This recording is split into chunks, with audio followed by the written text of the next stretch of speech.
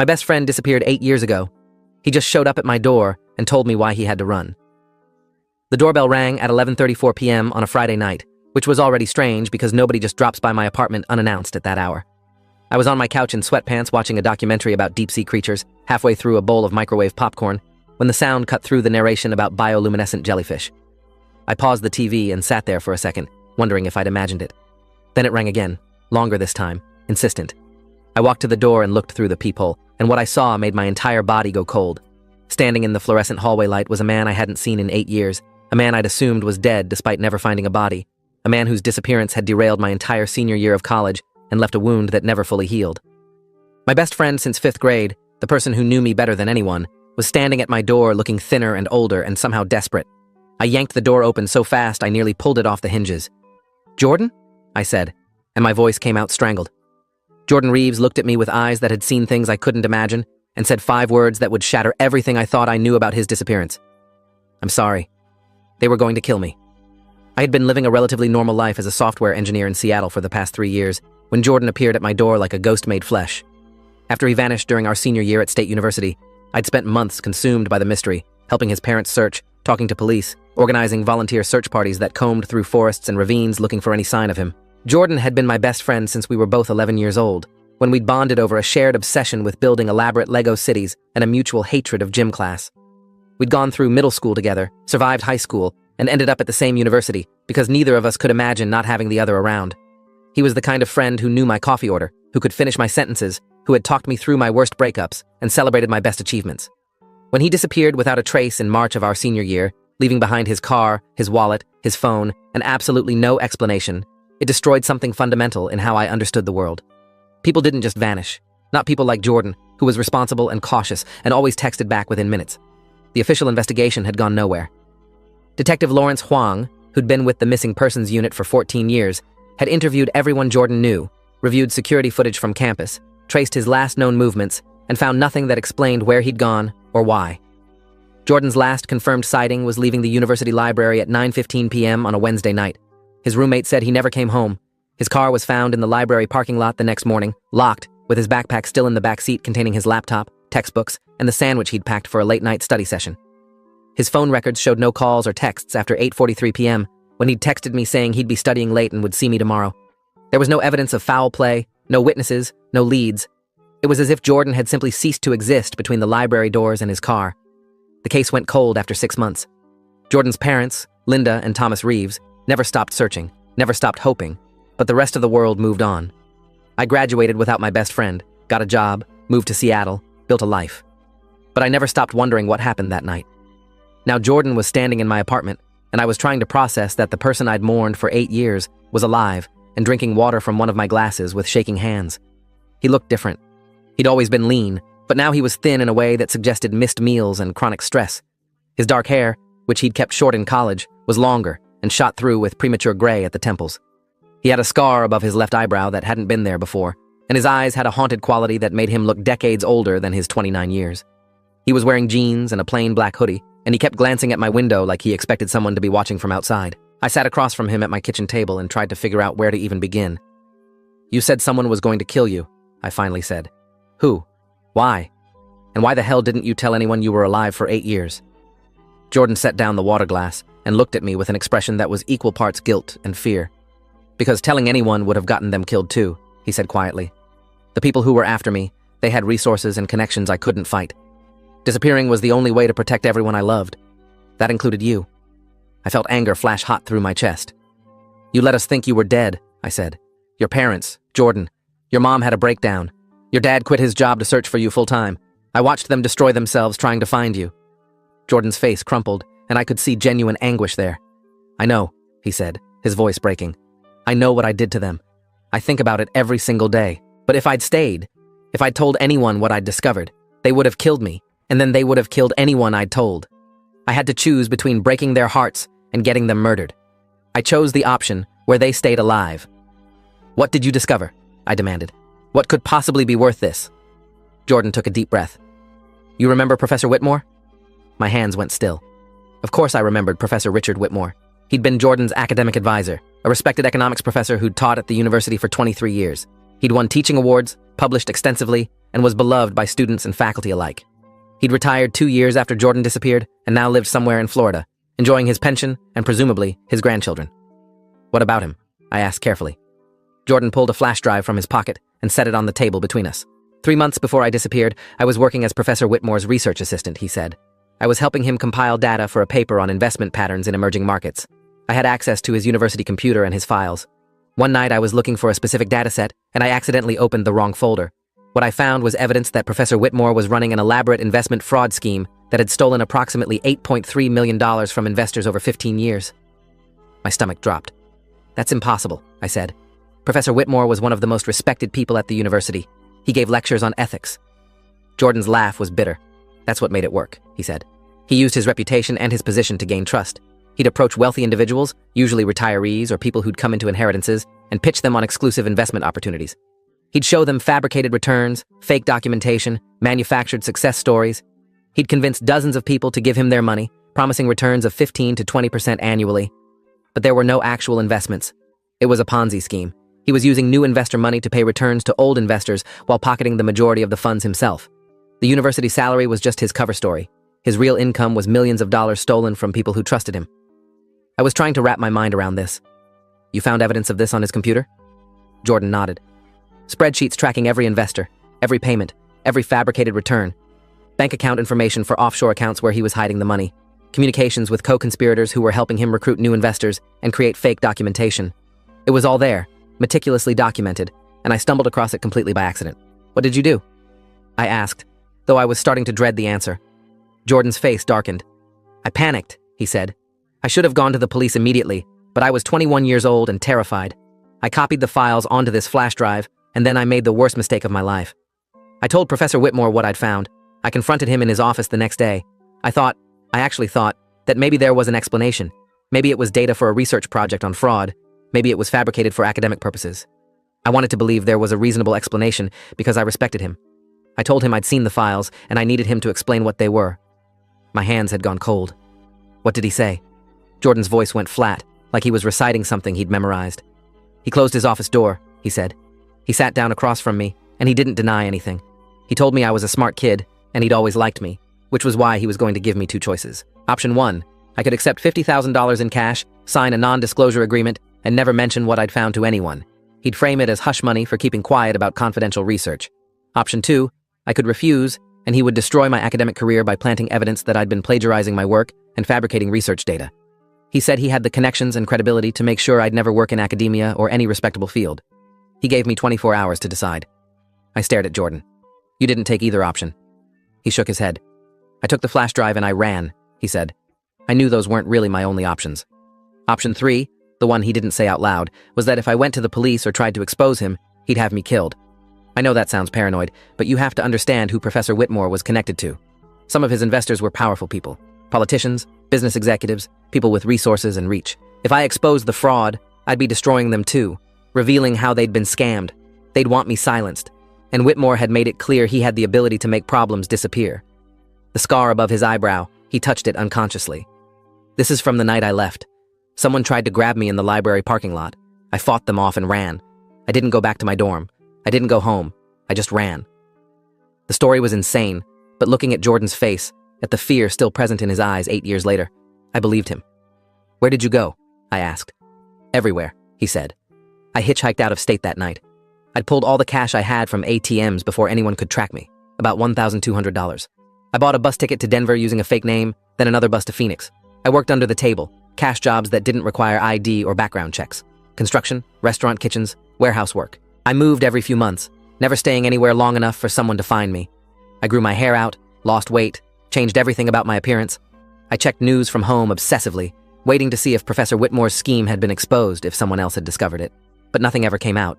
He just kept teaching, kept stealing, kept living his respectable life. Why come back now? I asked. After 8 years, why show up at my door? Jordan pulled out his phone and showed me a news article dated 3 days ago. Professor Richard Whitmore, beloved former economics professor at State University, had died of a heart attack at age 68 while on vacation in Naples, Florida. He was being remembered as a pillar of the academic community and a devoted family man. Services would be held the following week. He's dead, Jordan said. For the first time in 8 years, I can stop running. But I need your help. That flash drive has all the evidence of his fraud, and now that he's gone, the victims deserve to know what happened to their money. His estate is probably worth millions, money that was stolen. The investors need to be able to file claims to get some kind of restitution. But I can't just show up after 8 years and expect people to believe me. I need someone they trust to help me bring this forward. I need you. I looked at the flash drive sitting on my table, this tiny piece of technology that had destroyed my best friend's life and was now asking me to risk my own. You want me to help you expose a dead professor's fraud scheme? I said slowly. Using evidence you stole 8 years ago while on the run from people who wanted to kill you. Do you understand how this sounds? I know, Jordan said. I know it sounds insane, but it's the truth. And I have proof. The flash drive has everything. Bank statements, investor lists, communications. It's all there. We just need to get it to the right people. Who? I asked. Who are the right people for this? Jordan had clearly been thinking about this. We need to go to the FBI, he said. Specifically, their white-collar crime division. Investment fraud of this magnitude crosses state lines and involves amounts that make it federal jurisdiction. And we need a financial forensic expert to verify the evidence, to show that it's authentic and hasn't been tampered with. We need to build an airtight case before we go public so nobody can dismiss it as conspiracy theory or fabrication. I spent the next hour asking Jordan questions while my mind raced through the implications of what he was asking. He stayed in my apartment that night, sleeping on my couch because he had nowhere else to go, and because I wasn't sure I believed he was safe even with Professor Whitmore dead. The next morning, I called in sick to work and started making phone calls. I contacted an old journalism professor from college, Dr. Angela Sterling, who'd taught investigative reporting and had connections in the media world. I explained that I had a source with information about a major financial fraud case and needed guidance on how to proceed. Dr. Sterling, who'd been teaching for 26 years and had broken several significant stories before moving to academia, was immediately interested. She connected me with a financial forensic analyst named Marcus Okoye, who'd spent 15 years examining complex fraud cases for both law enforcement and private firms. Marcus agreed to meet with us that afternoon to examine the evidence on Jordan's flash drive. We met at a coffee shop downtown at 2:30 p.m., a neutral public location where Jordan felt safer than in some office building. Marcus was in his mid-40s, professional and direct. He listened to Jordan's story without interrupting, taking notes on a legal pad. When Jordan finished, Marcus asked for the flash drive. "Can I see what we're working with?" Jordan handed it over, and Marcus pulled out his laptop. He spent 30 minutes reviewing the files while Jordan and I sat in tense silence. Finally, Marcus looked up, and his expression was grim. "This is real," he said. "I've seen a lot of fraud documentation in my career, and this is consistent with a sophisticated Ponzi scheme. The spreadsheets track investor deposits, fabricated returns, actual withdrawals. The offshore account information matches patterns I've seen in money laundering cases. The communications show coordination with at least 3 other individuals who were helping recruit investors and create false documentation. If this is authentic, and I have no reason to believe it isn't based on the metadata and file structures, this represents a minimum of $8 million in fraud over approximately 15 years. How do we prove it's authentic? I asked. That it hasn't been fabricated or manipulated? Marcus closed the laptop. We'd need to subpoena the actual bank records to verify the offshore accounts, he said. We'd need to interview the investors listed in these files to confirm they gave money to Professor Whitmore. We'd need to examine his financial records, his estate, his tax returns. That's going to require law enforcement involvement. This isn't something we can investigate privately, which brings us back to the FBI. Dr. Sterling made a call to a contact she had at the Seattle field office, a special agent named Diana Kovacs, who specialized in financial crimes and had been with the Bureau for 12 years. Agent Kovacs agreed to meet with us the following day at the federal building. I spent that night helping Jordan prepare his statement, going over the timeline of what happened 8 years ago and what evidence existed on the flash drive. Jordan was terrified. He kept saying that once we involved the FBI, there was no going back. If any of Whitmore's co-conspirators were still active, if any of the investors had been complicit rather than victims, going public would put a target on our backs. I tried to reassure him that Whitmore was dead, that the threat was gone, but Jordan had spent 8 years running, and paranoia was deeply ingrained. The meeting with Agent Kovacs was scheduled for 10 a.m. Monday morning. We arrived early and went through security, then were escorted to a conference room where Agent Kovacs was waiting with another agent she introduced as Special Agent Robert Chen from the Financial Crimes Unit. Jordan and I sat across from them, and for the first time in 8 years, my best friend told his story to law enforcement. Agent Kovacs recorded the interview while Agent Chen took notes. Jordan explained how he'd been Professor Whitmore's research assistant, how he'd accidentally discovered the fraud evidence, how Whitmore had threatened him, how someone had attacked him in the parking lot the night he ran. He described 8 years of living off the grid, moving constantly, working under fake names, afraid to contact anyone from his old life. When he finished, Agent Kovacs asked the critical question, "Do you still have the evidence?" Jordan handed over the flash drive. Agent Chen immediately took it to their technical team for analysis, while Agent Kovacs continued the interview. She asked detailed questions about Professor Whitmore's co-conspirators, about the investors Jordan remembered from the files, about the offshore accounts. She asked why Jordan had waited until now to come forward. Jordan explained about Whitmore's death, about feeling like the immediate threat was finally gone, about wanting the victims to have a chance at restitution. Agent Kovach's expression was neutral and professional, but I could see her wheels turning. "This is a significant allegation," she said carefully. "Professor Whitmore was a respected academic who's now deceased and can't defend himself. The evidence is 8 years old and obtained without authorization. Even if everything you're saying is true, building a prosecutable case is going to be extremely difficult." "We're not looking to prosecute a dead man," I said. "We're looking to help his victims recover their money." Agent Chen returned with a preliminary analysis. The files on the flash drive appeared to be authentic, created over a period from 15 years ago until 8 years ago when Jordan copied them. The metadata was consistent with the timeline Jordan had described. The offshore account information referenced banks in the Cayman Islands and Switzerland. The investor list contained 38 names, most of whom appeared to be individuals rather than institutions. "This is enough to open an investigation," Agent Chen said. "We'll need to verify the bank accounts, contact the investors, and examine Professor Whitmore's estate. That's going to take time, potentially months. We'll also need to address the fact that Mr. Reeves has been living under assumed identities for 8 years, which raises its own legal issues." Jordan went pale.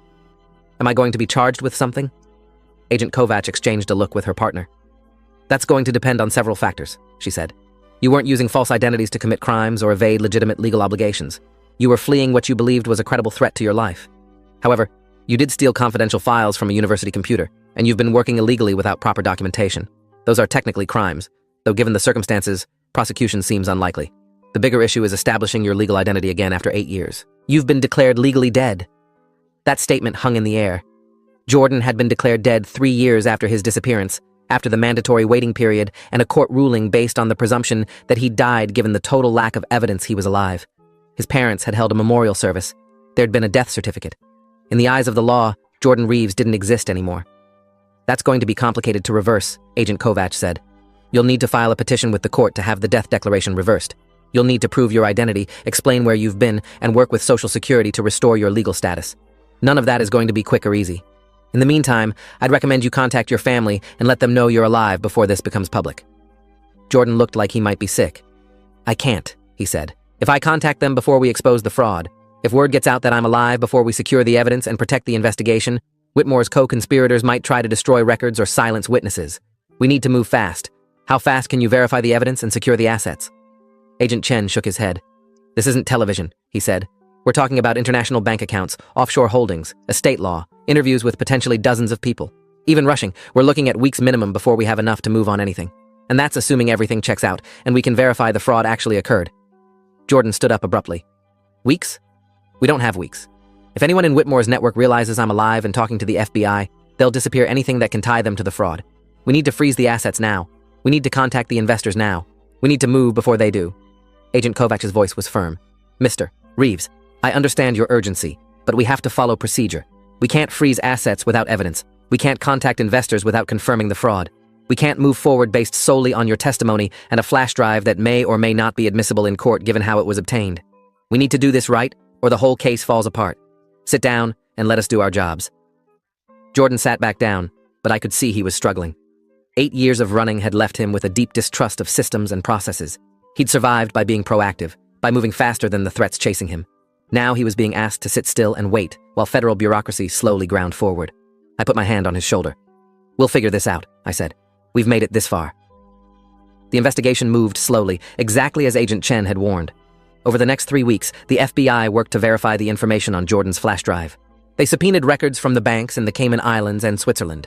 They began quietly contacting the investors listed in the files, interviewing them about their relationships with Professor Whitmore and their investments. They examined Whitmore's estate, which was being processed through probate in Florida. What they found confirmed everything Jordan had said. The offshore accounts existed and contained approximately $6.2 million in assets. 23 of the 38 investors on the list confirmed they'd given money to Professor Whitmore for investment opportunities that had never materialized. The estate inventory showed assets worth approximately $3.8 million beyond what Whitmore should have been able to accumulate on a professor's salary.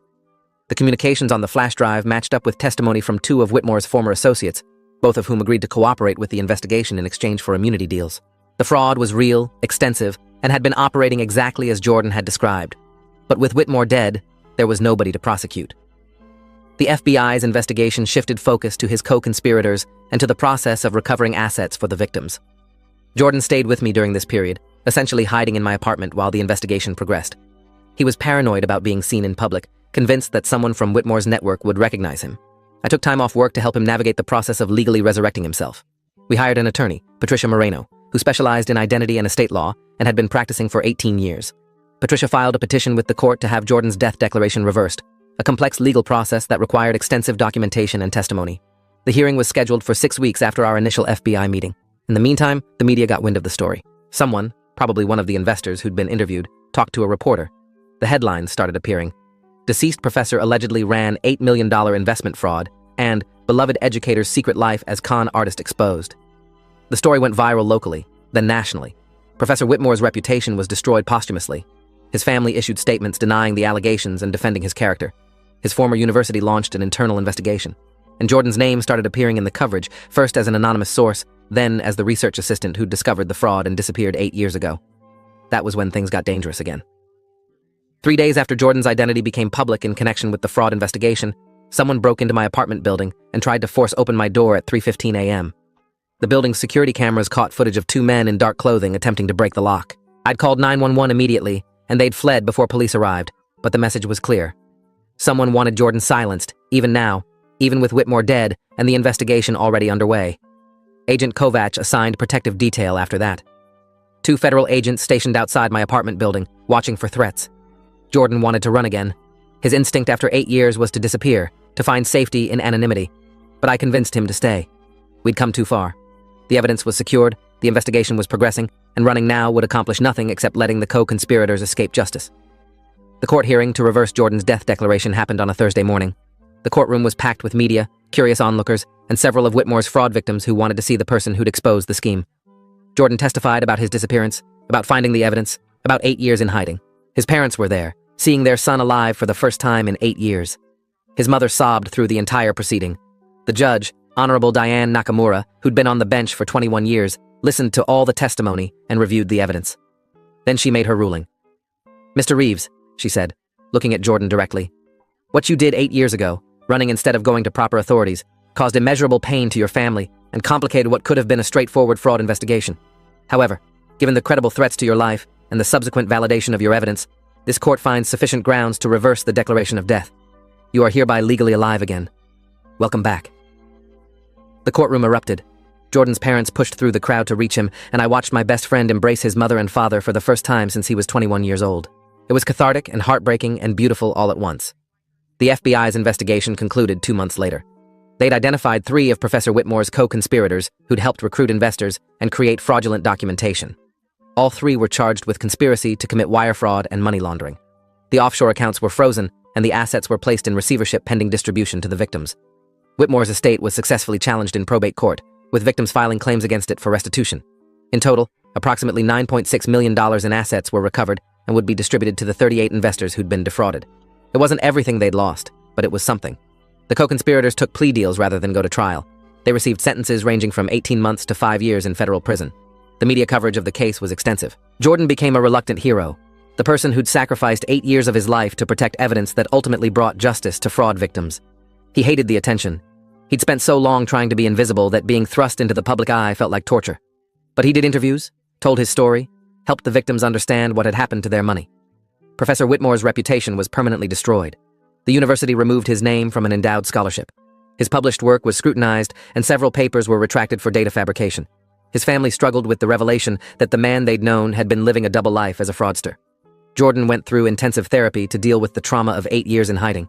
His therapist, Dr. Yolanda Baptiste, who'd specialized in PTSD and complex trauma for 19 years, helped him process the paranoia, the isolation, and the guilt of what he'd put his family through.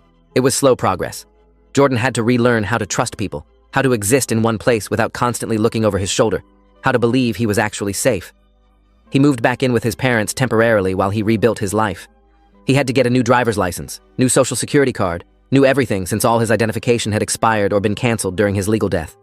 He finished his undergraduate degree through online courses, 8 years delayed but determined to complete what he'd started. He got a job at a nonprofit that helped fraud victims navigate restitution claims, using his experience to help others. His relationship with his parents was complicated. They were grateful he was alive but struggling to understand why he hadn't found a way to contact them in 8 years. Jordan tried to explain the fear, the certainty that contacting them would put them in danger, but it was hard for them to accept. They'd lost 8 years with their son because he'd been trying to protect them. The math didn't add up emotionally, even if it made logical sense. My friendship with Jordan slowly rebuilt itself, though it was different now. We'd both changed in 8 years. I wasn't the college kid he'd left behind, and he wasn't the optimistic 21-year-old who'd accidentally stumbled onto a fraud scheme. We had to relearn each other, figure out how to be friends again when so much had changed.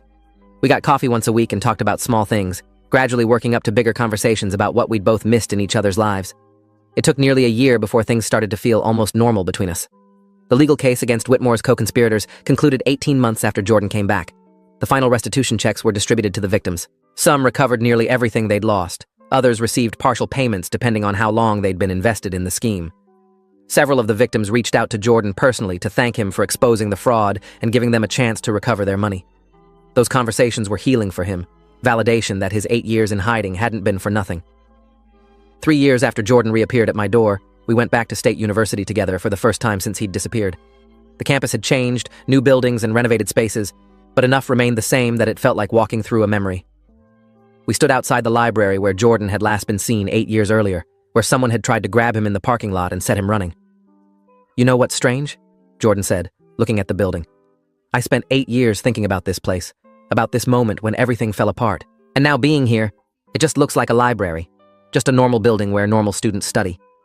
We walked across campus to the economics building where Professor Whitmore had once had his office. It was occupied by a different professor now, someone who'd never known Whitmore, who'd only heard the stories about the fraud and the research assistant who'd disappeared. The university had installed a plaque in the building lobby acknowledging the fraud victims and committing to higher ethical standards and oversight. It felt inadequate somehow, a small brass rectangle trying to memorialize something much larger and more complex. But it was something. Jordan had been legally alive again for 3 years when he met someone. A woman named Claire Ashford who worked at the nonprofit with him, who knew his whole story and didn't see him as broken or damaged or defined by what had happened. They started dating cautiously, Jordan still working through trust issues, and Claire patient enough to let him move at his own pace. I met her at a dinner Jordan organized, the first time he'd felt comfortable enough to introduce someone to his old life. She was kind and grounded, and exactly what he needed. They got engaged a year later. Jordan asked me to be his best man, the same role I would have had 8 years ago if his life hadn't been derailed. The wedding was small, mostly family and close friends. Jordan's parents were there, looking older but genuinely happy for the first time since their son had returned. Some of the fraud victims attended, people who'd become friends with Jordan during the restitution process. It was a celebration not just of Jordan and Claire, but of survival, of justice, of the possibility of building something new after everything had fallen apart.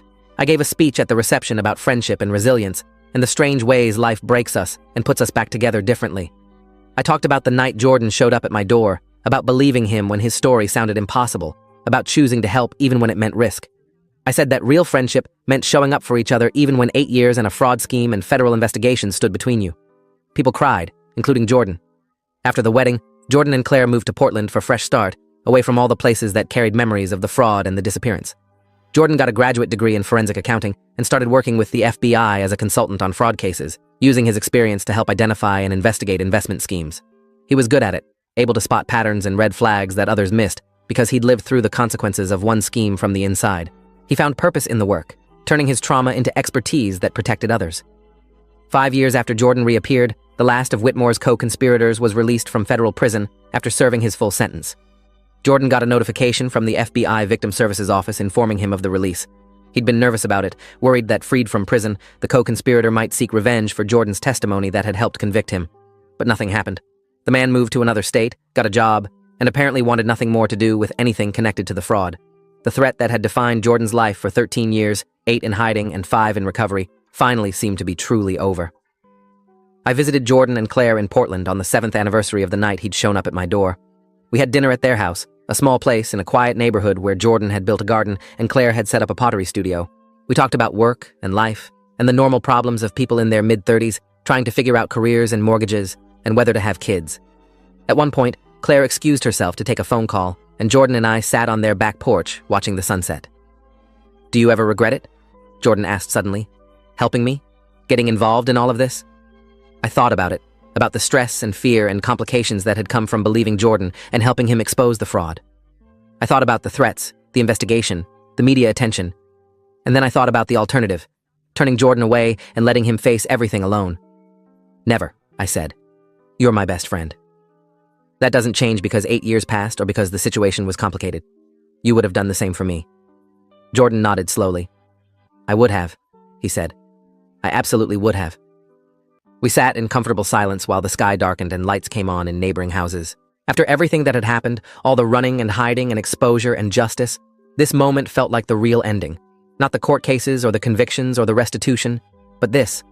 2 friends sitting together, alive and safe and okay. If you made it this far, hit like, you've earned it.